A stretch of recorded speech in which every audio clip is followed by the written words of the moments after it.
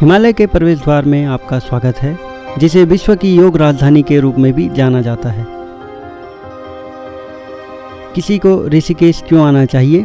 आश्रमों और योग स्टूडियो से भरी हलचल भरी सड़कों पर टहलने के लिए, आंतरिक शक्ति की तलाश को पूरा करने के लिए, आंतरिक सद्भाव को अपनाने के लिए, वातावरण में व्याप्त शांतिदायक ऊर्जा को महसूस करने तथा इस स्थान की प्राकृतिक सौंदर्य का आनंद लेने के लिए आप यहाँ आना चाहेंगे। नमस्कार दोस्तों, रवि फ्रॉम हिमालय में आप सभी का स्वागत है। और आज का ये ब्लॉग ऋषिकेश के बारे में होने वाला है, जो कि yoga capital of the world माना जाता है। पहले ऋषिकेश कैसे पहुँचे? Rishikesh gateway of the Himalaya भी कहा जाता है और दिल्ली से मात्र 240 किलोमीटर की दूरी पर है। देहरादून से 40 किलोमीटर के लगभग है, 1 घंटा लगता है और देहरादून एयरपोर्ट में उतर के आप ऋषिकेश पहुंच सकते हो, या ऋषिकेश में रेलवे प्लेटफॉर्म है जो दिल्ली से या कहीं से भी पहुंचा जा सकता है। यहाँ आध्यात्मिक यात्रा साहसिक यात्रा में बदल जाती है, जहाँ रिवर राफ्टिंग, गंगा में नौकायन आपको रोमांचित कर देगा। साथ ही साथ आपको नदी की धारा में नेविगेशन करने का रोमांचकारी अनुभव मिलेगा।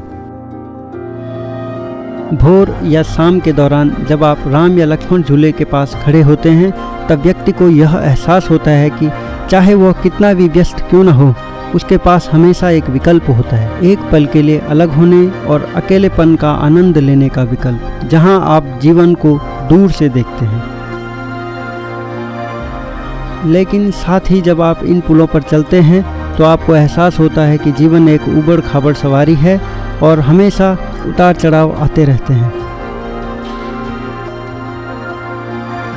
आसपास की पहाड़ियों में प्रकृति की सुंदरता को उजागर करने के लिए आपको हमेशा महसूस होगा कि आपकी छुट्टियां कम पड़ रही हैं। यहाँ किराए की बाइक लें और नीलकंठ महादेव, कुंजापुरी मंदिर आदि स्थानों पर जाएं। मैंने कुंजापुरी मंदिर को चुना।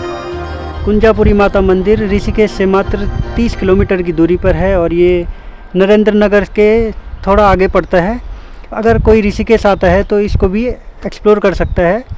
और अगर इस मंदिर के बारे में बताऊं तो इसमें से यह एक शक्तिपीठ है, बाकी एक सुरकंडा देवी है और एक चंद्रबदनी है।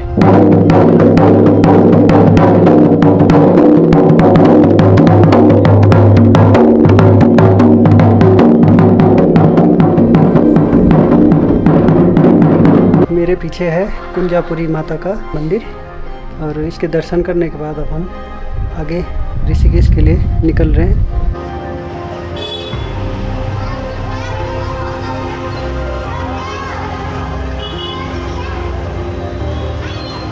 यदि आपको ऋषिकेश घूमना है तो आपको अपनी शाम या रात ऋषिकेश की हलचल भरी सड़कों पर बितानी चाहिए और शाम की गंगा आरती में शामिल होना चाहिए। मैं आपको विश्वास दिलाता हूँ, आप ऐसे व्यक्ति हो सकते हैं जो आध्यात्मिकता में विश्वास नहीं करते हैं, लेकिन आप निश्चित रूप से कुछ जीवंत और अलग महसूस करेंगे।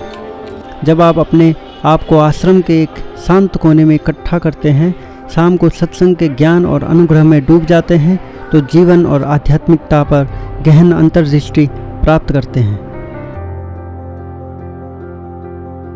ऋषिकेश एक यात्रा का प्रवेश द्वार होगा, जहां आपकी यात्रा डायरी आस्था से भरे दिलों, प्राकृतिक सौंदर्य से मंत्रमुग्ध आँखों और हिमालय की शांत फुसफुसाहट से जागृत आत्माओं के साथ शुरू और समाप्त होगी।